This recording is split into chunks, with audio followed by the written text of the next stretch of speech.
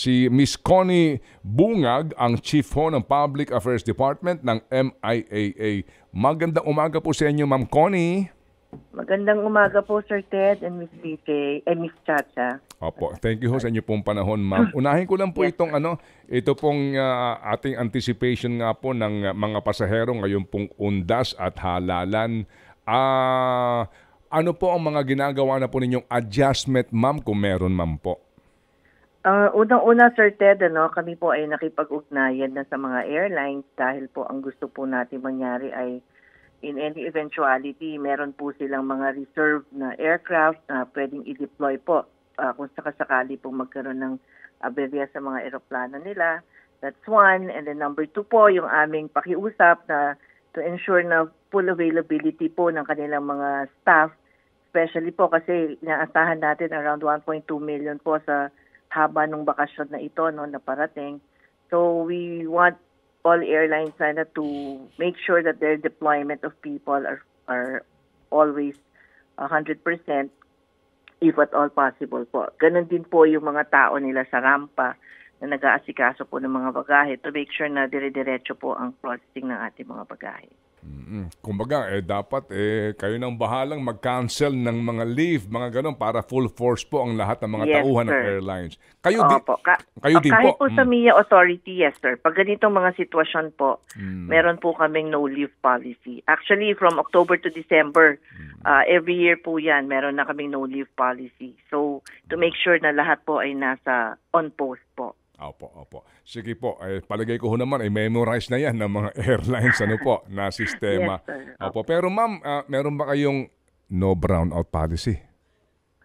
Meron po naman, sir. Nakaantabay po yung ating mga facilities, yung mga nagkaroon tayo ng mga power outages in the past few months. Ngayon po ay kinukumpuni na yan at meron po tayong patuloy na ugnayan with Meralco. In fact po, meron na rin po silang mga tao sa ating mga facilities to make sure na nababantayan po ng 24 hours at na-maintain po ng na-ensure yung healthy condition po ng ating mga facilities. Kasi kung kailan pa naman peak, if you remember, kung kailan yung peak, tsaka nagkakaroon ng power outage. So ngayon, yes, ma'am, kasi ang pagkakaalam ko, nung aming nakapanayam, dati ang pamunuan nga dyan, nasa procurement kayo ng mga bagong generator. Ngayon ho ba, kumusta yung procurement na iyon? Ayun pong gensets po, naparating na po yan, install na yan. I believe by end of this year po, tapos na yung installation ng bagong mga power generators. And yun pong aming electrical audit na sinasabi. Patuloy po yan with our service contractor, yung MIESCOR, jointly with MIAA, patuloy po yung electrical audit na ginagawa. And in the process po, habang nag-audit at pag pinakikita po silang mga kailangan ng palitan, pinapalitan na po. So we really want to make sure na ito pong darating na long vacation, wala po tayo magkakaroon ng aberya related to power po. Opo, we're talking about NAIA Terminals 1, 2, 3, and 4 po ito? Yes, sir. Yung electrical audit po comprises the 4 terminals po. Okay, sige po. And then, ma'am, yung mga sinasabi na mga nagmula doon sa, ang tawag doon, sa mga circuit na yan, na mga yung po, address na po ninyo yun. May mga tao na po talaga na i-standby doon on call na, no? Meron, sir. 24 hours po yun. Joint team po yun ng MIA at ng MIESCOR, yung ating service contractor po. At yung mga circuit na sinasabi nyo, unti-unti na pong napalitan yung mga yon. Okay, sige po. So sana nga po hindi na ito mangyari at makarecover na po tayo dito po sa perwisyong ito na ating dinanas. Yes, sige ma'am. Opo. Ma'am, dito lang po sa escort service issue kasi nakapanayam namin itong taga-immigration.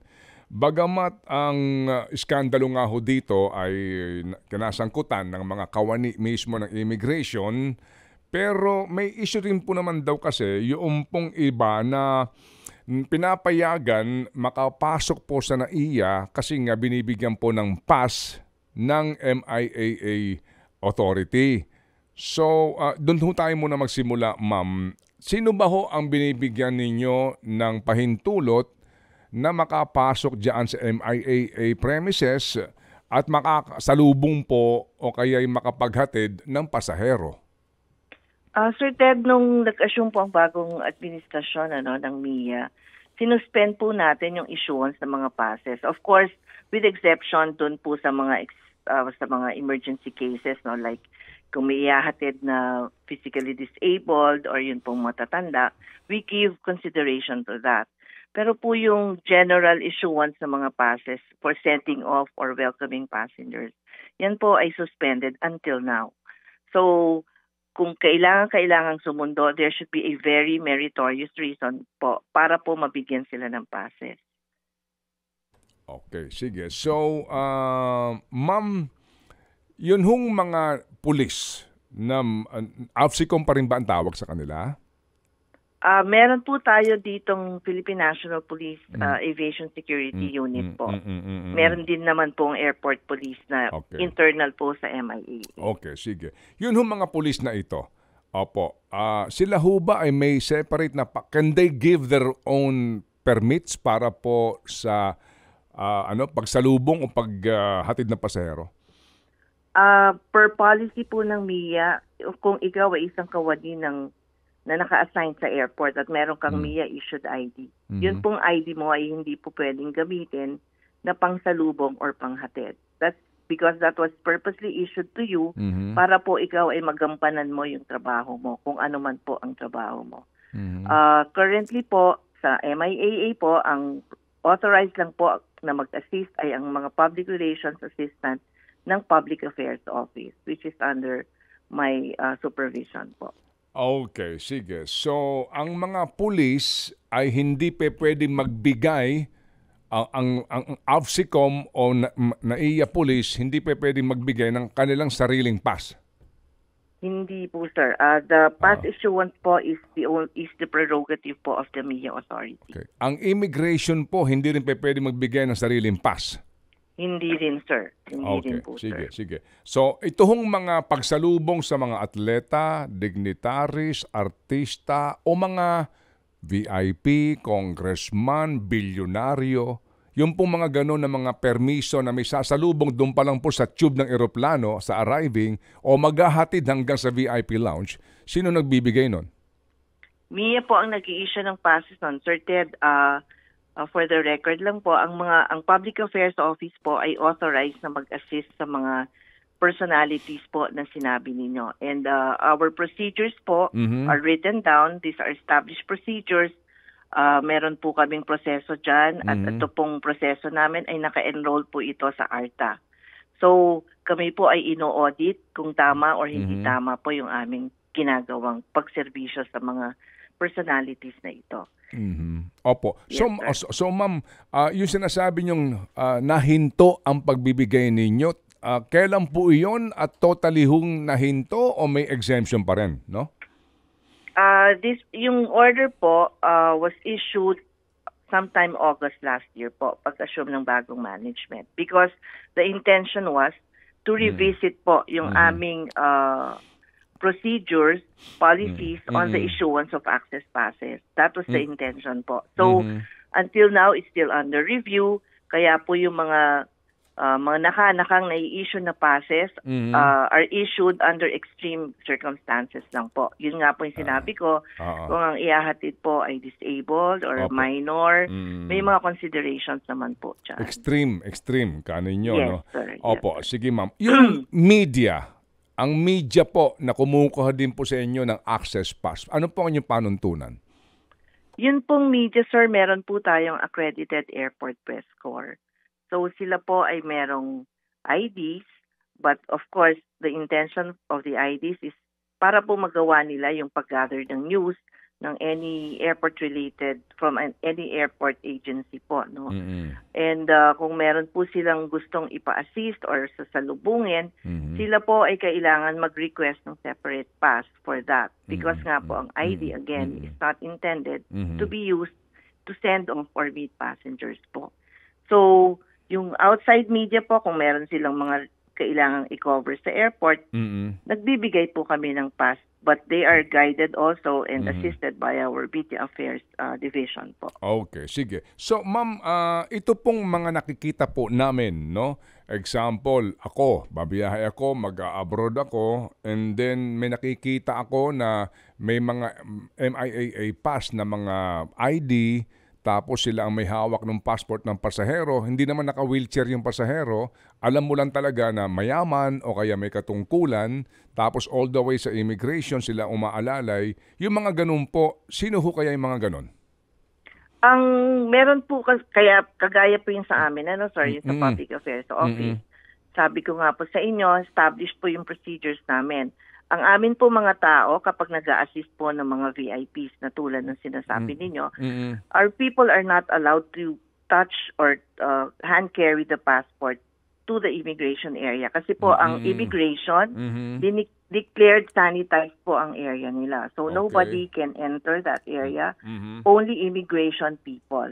So yung amin pong staff, pagdating po ng immigration area, ituturo lang po niya sa pasahero, pumasok po kayo dito sa immigration area, aantayin ko po kayo sa likod ng immigration counter. Ayun. Because the passenger has to present himself to the immigration office. Okay, sige po. Hawak po ang kanyang passport. Sige, so kapag lumusot sa immigration, sasalubungin niya doon, kasama yon sa serbisyo. Sino ho yung mga ganun, ma'am? Kasi nga, dito po, kaya natin pinag-uusapan to, itong smuggling, human smuggling. Yes, kasi po, may mga sinasabing wanted o kaya po naman may mga kaso na nakakalabas at nakakapasok, mismo nang gagaling kay Secretary Remulla po ito. So, ang tanong nga dito, paano nila nagagawa iyon kung yung tao na yon ay walang ume-escort? So ang tanong natin, sino ba ang umi-escort? At isa nga po sa naiisip po namin ay yung mga merong pass na nasa airport na pwedeng yun ang umi-escort. So sa ganun pong kaisipan, ma'am, sino ho kaya ang mga nag-e-escort na iyon? Ang passes po namin, sir, we don't issue access passes inside the immigration area because ang sabi ko nga po, ang immigration area po ay sanitized yes, ma'am. area. Opo. Dineclare po nila yan. So kung meron man pong ibang nakakapasok doon, we have to look into that. Meron din pong mga, of course, we do not deny the fact po na posibleng may mga nakaka-access sa loob na may using their MIA-issued IDs. And this is really a concern, no, that we should look into. Pero kung yung sinasabi nyo pong passes, hindi po nag-i-issue ang MIA Authority ng passes sa loob ng immigration area because po bawal po ang hindi taga-immigration sa area na yun. Okay, sige. So yung pong mga special flights, kagaya po na nangyari nitong huli na nabanggit po nila Senator Grace po, special flights na hindi naman po dumadaan dito po sa regular na ruta diyan sa airport, kung hindi dito ho sa mga hangar-hangar na lang po nagte-take off at nagla-landing. Ito ho, anong papel doon ng MIAA? Ang usually po pag ganyan mga special flights po, ang coordination is between the ground handler and yun pong Office of the AGM Security po namin. They're supposed to submit in advance yun pong general declaration, yung mga pertinent documents po, no, kung sino sasakay sa eroplano, sino po yung mga sasakyan kasi po yan hanggang loob ng rampa. So we get they should submit the details of the vehicle, sino po yung driver at sino yung mga sasakyan ng as pasahero na nakasakay sa kotse at yun pong sasakay sa eroplano. Yun po lahat should be submitted in advance by the ground handler po. Meaning to say, yung handling agent nung flight. Opo. So kumbaga, meron na pong manifesto noong sasakay na pasahero. Requirement po yun. It's a requirement bago po sila ma-issuehan or ma-clear yung sasakyan papasok ng rampa. Okay, sige. So ngayon po, ano pong reaksyon niyo po dito ng MIA management, ma'am? Dito nga po sa sinasabi na nagpapatuloy pa rin po ang human smuggling ngayon at ito yung nangyayari mismo sa NAIA ang sinasabi po. Yes, sir. It's really a sad news po, no, para sa amin because of course nakakasira din po ito ng imahe ng ating paliparan. Kaya po nga kung may mga concern, napapabalita po na escort service, we just want to clarify po na it is not kung ano man po yung escort service na sinasabing yan, it's not the one that is being rendered by the Public Affairs Office because ours, we call it guide service. Bakit po guide service? Because we are not actually escorting them. We just guide them, show them where to go, where to line up. Yun lang po yun. Kung meron dan po mga ganyan na nangyayari, it's really something that we really have to work on as an airport authority in coordination po with relevant agencies operating inside NAIA.